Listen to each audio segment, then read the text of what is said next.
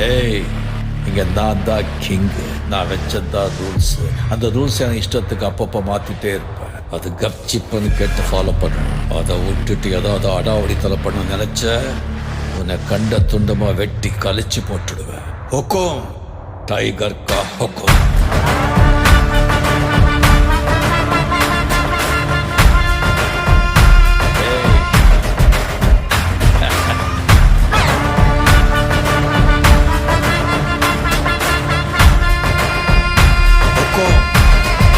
tiger கலவர